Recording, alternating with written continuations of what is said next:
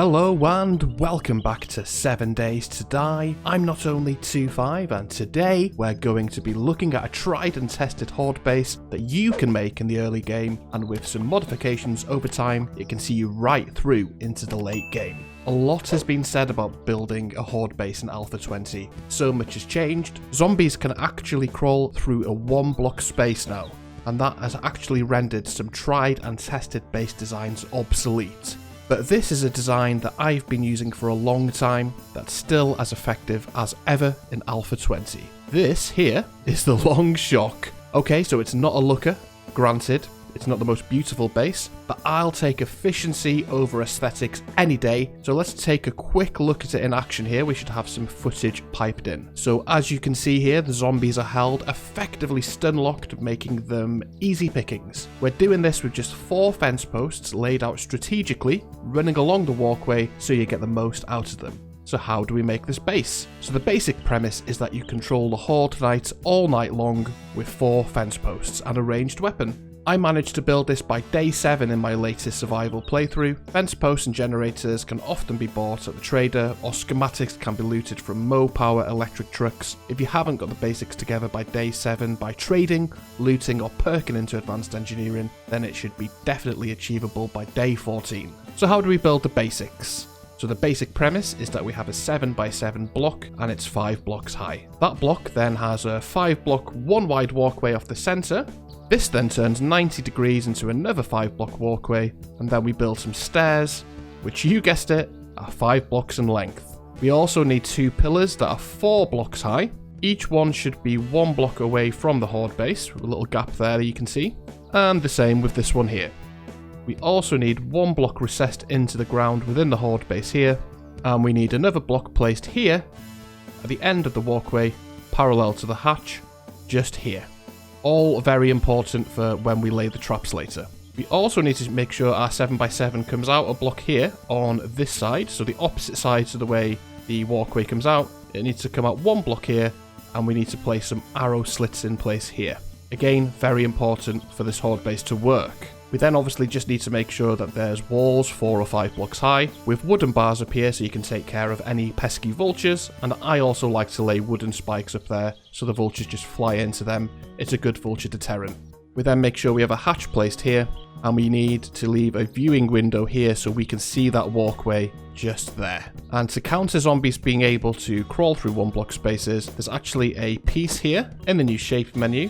It's called Pole Double. So this one, you can get on an advanced rotation, lay it along this way.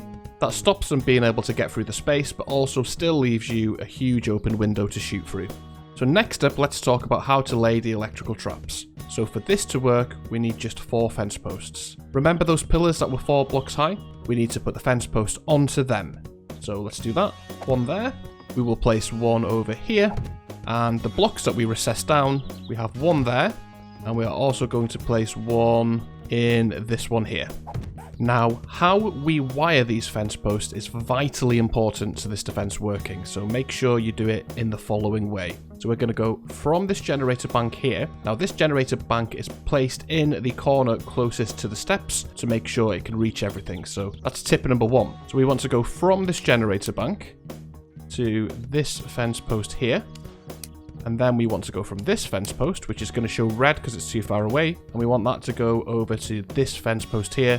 That's directly opposite. And then the zombies will get caught in this here. The reason they're recessed down a block like this, so it's going along the bottom of the walkway, is so that spiders and zombies and so on should be able to get zapped as well. Next up, we are going to go from this one over to this one. And from this fence post over to this one. And that is it. That is how we wire the defense. Pretty straightforward. So the reason we wire them like that is because the last fence post in the line is the one that actually takes damage. So if the zombies get caught up in this fence post and wear out the durability of the fence posts, it's always the last one that's wired that takes the damage. So this one won't take damage, but this one will. This one won't take damage, but this one will, because they're the final ones in the chain. To repair them, let's just hit it once here. You just need electrical parts and forged iron, and the reason we did this arrow slit over here is so we can repair this one all night long. That gives us 2 very easy repair spots. So we're shooting zombies here, we just need to step to the left, repair, come back. That simple. This one, obviously, just look down here. Another thing I like to do, just to stop me walking into my own traps, is something like this with some hatches. It's not necessary, if you're careful, but I like to do this just to stop me actually walking into the fence post there. I told you it's not a looker. I mean, so that is really it for the traps. As a side note, you can place a block here, and you can get yourself a robotic sledge, like so. You can place this little chap down here, and that's a good way to help with any dogs and spiders that do make it over here. That thing can help yeet them off the side there. It's not essential, but it does help. So when it's in action, it looks something like this. You can use the weapon of your choice to take down the zombies with easy headshots. They're shocked in place and easy pickings. You can use a pistol, machine gun, rifle, or even a bow would work. I like to throw a Molotov while I go to repair, if I have them on hand. Every 30 minutes or so in-game, I just need to take a few steps over to the left to our repair window and make sure things are ticking over.